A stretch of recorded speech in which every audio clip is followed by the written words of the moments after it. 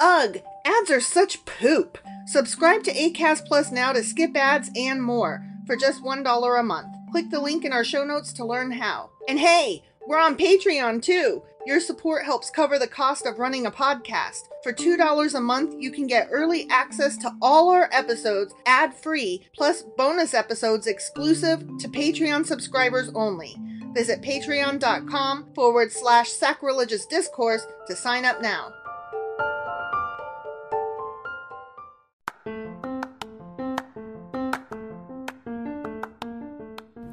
Welcome to Sacrilegious Discourse. I'm husband. And I'm wife. Together, we're reading the Bible for the very first time.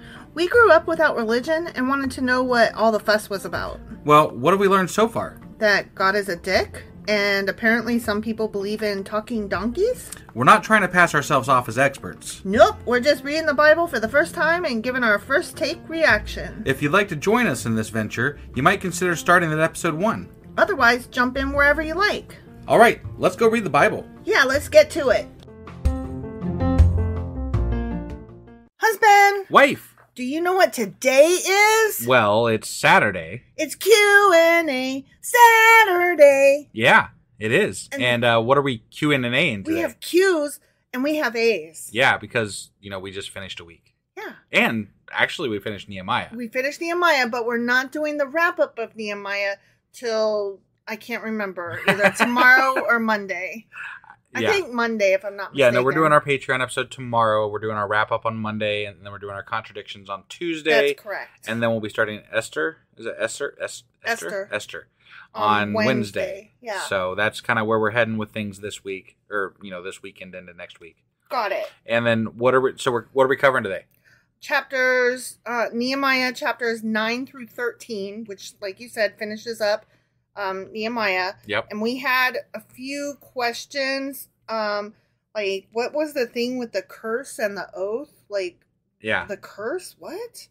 And then we had a question about, really, was it good to kick that dude out of his house? Like, he had set up house in the temple, and Nehemiah was like, get the fuck out, and kicked him out. Right. Yeah. And that whole chosen by lot to live in Jerusalem, and how it seemed like they weren't really excited about it. Yeah. Yeah, so I've got all kinds of stuff to talk about. Cool. All right. Yeah. Awesome. Well, let's go ahead and get into it, huh? Okay. All right.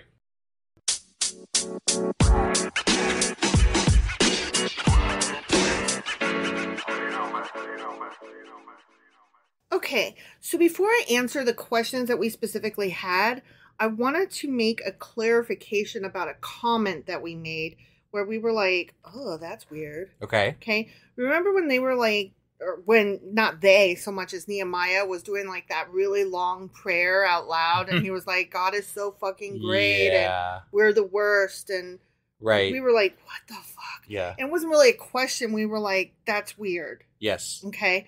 So here's the thing. With the Persians presumably listening in to them doing their thing, because the Persians were like on the outside. Right. So was this like performative or something? It was somewhat performative. The prayer mentioned some historical events, and it was not things that were arbitrarily selected. It was making strong points. I see. And here are 3 of the points that were made in that prayer. Okay. The land was given to the Jews by God, thus the gift was outside Persian authority. Ooh. Even though the Persians said that they could be there, they were basically tell the Persians, thank you, but also it was already ours. It wasn't yours to give. Right. And that's why you have to step off and leave us alone. That's bold, actually. Yeah. I mean, I'm just saying. And that's just the first point. Right. Okay. The second point is that this Jewish claim is based on God's sanction, not Persia's, which is essentially the same thing. Same thing. Yeah. Right. But the prayer was making sure you understand, A, we're not the ones making the statement, God is. Right. B, the statement is, this land is ours whether you say so or not. Right. Okay? And 3, the claim was made prior to any Persian claims of this land. So... I mean, we realistically, I guess that's true. Right. At some level. I'm not here to tell you... Not God actually saying it, but like, Sure. the Israelites put claim to it at least. Sure. I'm not here to tell you whether I agree or disagree with the points that they were making. I am here to tell you that is the importance of the prayer and what the intention was, and that yes, it was performative, but not just like, we're praying to God. See us be performatively praying to God. Right. It actually was like a very bold political statement. Right. Yeah. Okay. So toward that end, I kind of approve, and I'm like, damn. For their own feisty. For their own reasons, yeah. Yeah. Yeah. Okay. Yeah. Sure. Feisty, man. Right. Way to take a stance. Yeah. That's kind of cool. Wait, and it goes. I mean, I don't think anywhere in Nehemiah he ever really did a prayer to God. He prayed at God, right, and basically prayed for him to recognize him. Don't forget me. You better remember me. Yeah. So I mean, it was either politics or it was narcissism. Yeah. Exactly. But I saw that and I was like, okay, this wasn't a question, but it is something that we commented on. Yeah. And I thought it was interesting. No, I appreciate that. Okay, so next we come to chapter 10 where we have the curse and the oath. Okay. Yep. And this was the verse that it came from. These joined with their brethren, their nobles, and entered into a curse and an oath to walk in God's law, which was given by Moses, the servant of God, and to observe and do all the commandments of the Lord our God and his ordinances and his statutes. Okay. And we were like, curse? What the fudge? Right. Okay. So the curse is the penalty that they invoked if they were faithless to the covenant. Okay. So penalties for not being faithful to the covenant could range anywhere from fucking death or, being conquered, ruining the next 10 generations of your family. Yeah. And that's what you're there's all kinds of different fucking things. Yeah. Okay. The oath is the obligation of the duty. It's the vow. It's the promise.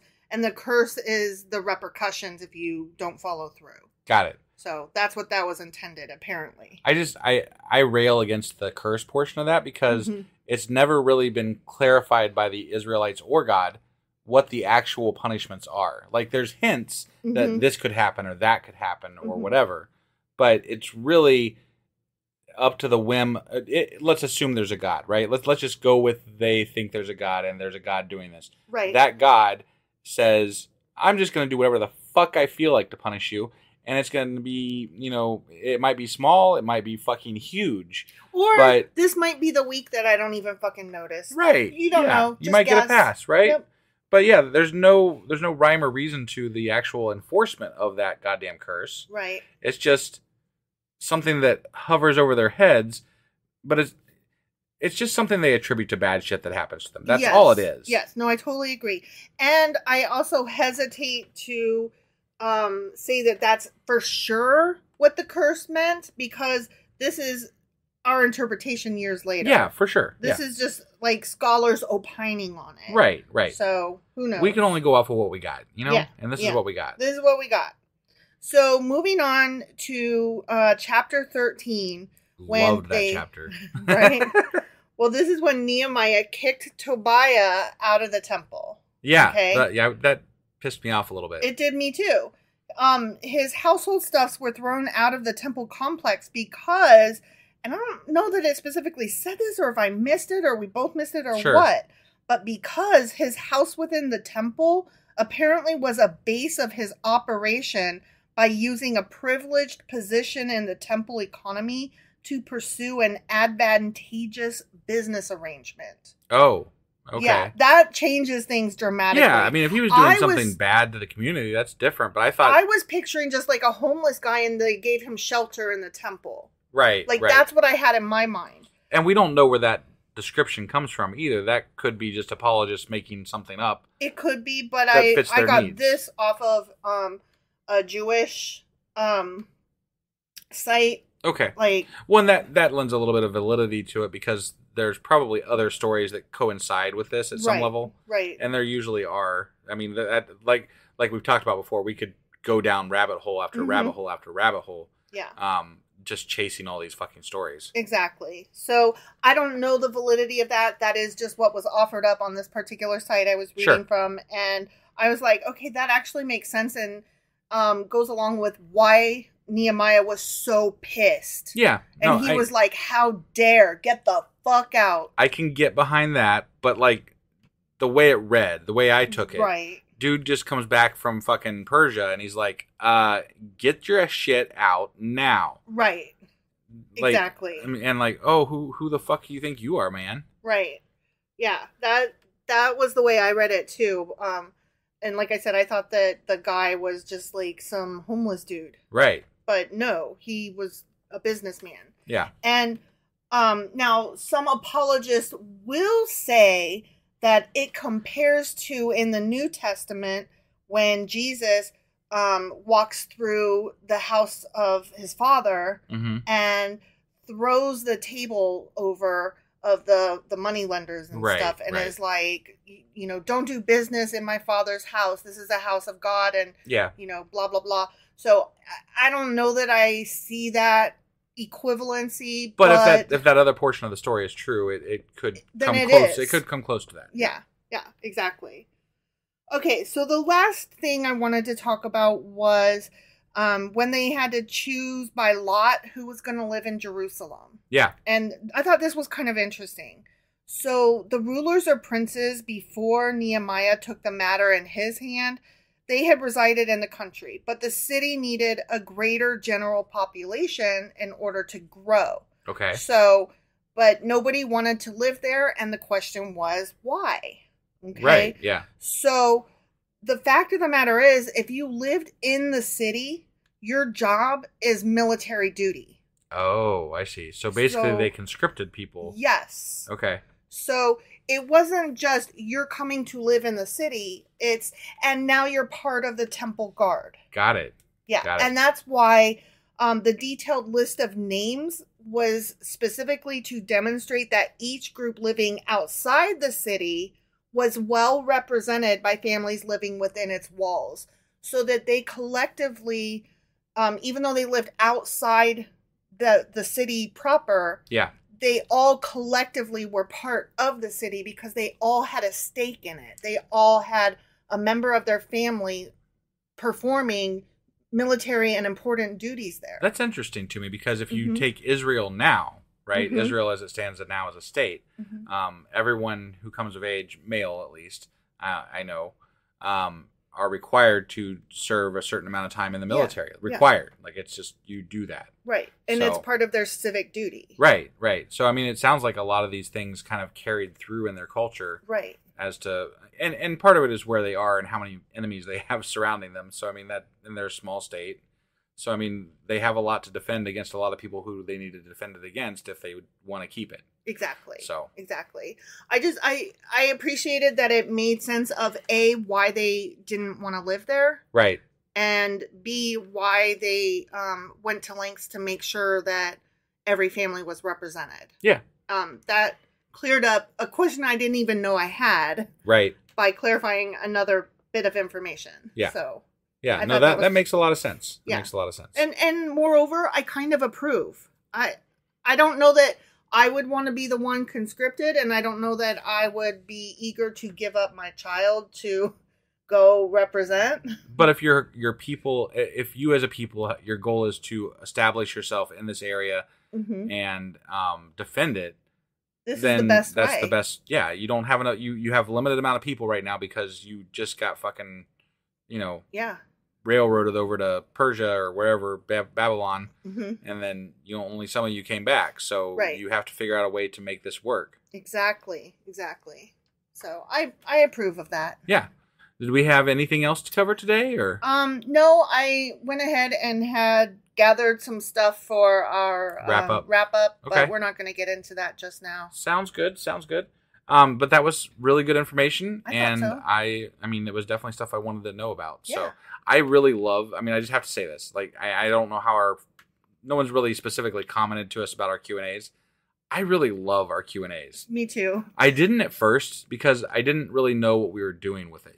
Yeah, I wasn't sure like how far to go and figuring out what questions we were looking for and how to find those answers. Like, I'm a lot more confident now in either saying this is something we asked about. I definitely want to know that. Or in just reading through something, finding that interesting gem that it's like, we didn't ask about this, but I gotta fucking share it. Yeah. It's so cool. No, and I have full confidence that if we didn't figure something out, that somebody out there would like email us or tweet us or something, because it's happened. It has happened. It definitely has so happened. I don't feel as bad about possibly missing something big, because somebody'd Right. be like, hey, just so you know, You really fucked that fucked up. that one up. Which I'm sure I have. So I've said it before and I'll say it again. Feel free to correct me. Yeah, no, I mean, we only have so many fucking resources, and they're mostly just what we can come up with on the fly. You know, like we're doing this, we're doing this shit straight through. Yeah. And it's not as easy as maybe we make it sound sometimes. Well, okay, But here's the thing. Sunday through Thursday, we read a chapter every night. And we have not yet managed to get ahead. So we are usually recording the night before for the next morning. Yeah. And then, so on Friday, I'm having to do an entire week's worth of research because I can't research what I haven't read yet. Right.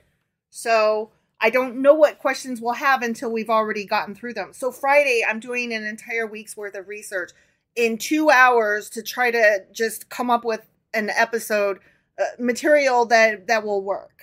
I love this, right? I do too. But it is a lot of our time. It is. And I love doing it. Yeah. I love doing it, and I love everything that we are learning. I just I am so cringing for the first time that somebody's like, y'all are ass. Well, I didn't say that to garner sympathy for like what we're doing exactly. I said it because, even with us spending as much time as we're doing on all this, as much time as we dedicate to this podcast every week, I still feel like we aren't grasping all the things that we should grasp. Oh, I know that. I feel like we're missing bits, and it bugs the shit out of me. I'm like, I want to know more. But we could do this for fucking ever. Well, here's my problem is I have a hard time if things are not linearly or chronologically laid out. I have a hard time connecting dots. Yeah. So I'm reading through stuff and then finding out that in books that we haven't read yet, they're going to be talking about stuff that's already happened. Right. And add to it. Got it. And so that makes me, as a completionist, want to hurry up and buzz through it all and then start over and take notes to make the story make sense. Right. And what? I'm sorry. Did you just literally say you want to read the Bible again? Get the fuck out of here, self. No, you do not.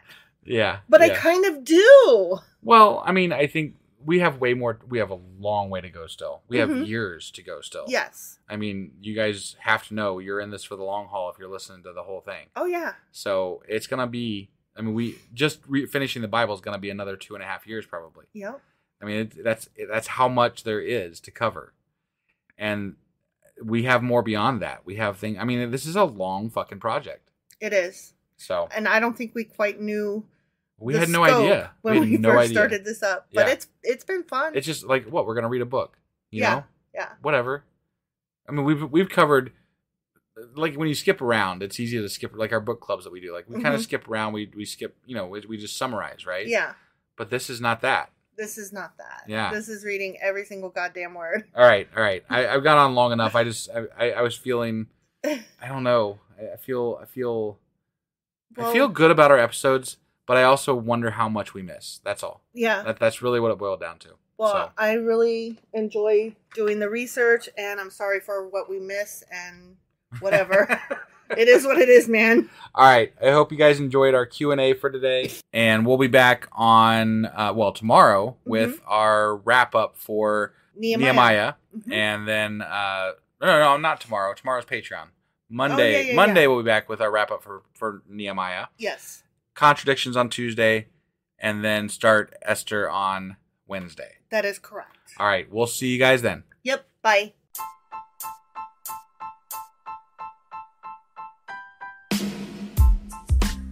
Hey, wife. I guess that's the end? But husband, that's just sad. It doesn't have to be. We are on lots of social media platforms like Twitter. Our handle there is sacrilegious_D. For D's nuts. Oh my God. Stop doing that. Anyway, we're also on Facebook, Instagram, and Pinterest. There's a link to all of our social media sites at our website. Ooh, we have a website? Yeah, it's sacrilegiousdiscourse.com, where you can also find a link to our merch shop. We have a merch shop? Yep, we have podcast-themed clothing, mugs, notebooks, and more, as well as an atheist and science-themed products. Wow, our fans should really go check that out right now. Definitely. They can get in touch with us by sending an email to sacrilegiousdiscourse@gmail.com. But before they do that, we could really use some help. Oh yeah? With what? Well, it's not free running the podcast, and we need some financial support in order to get better equipment, which will free up time so we can concentrate on our podcast and our fans. Okay, so what should they do? Head over to patreon.com/sacrilegiousdiscourse and sign up as a contributor on our podcast. Supporters there receive additional bi-weekly episodes that we record just for our Patreon members for as little as $2 a month. Also, we'd really appreciate it if you would like and subscribe on whatever platform you're using. And Apple Podcast reviews help us out tremendously. Like and subscribe. Leave an Apple review. Join us on Twitter. Support us on Patreon. That's a lot of instructions. Don't forget to say thanks. Thanks. Okay, bye.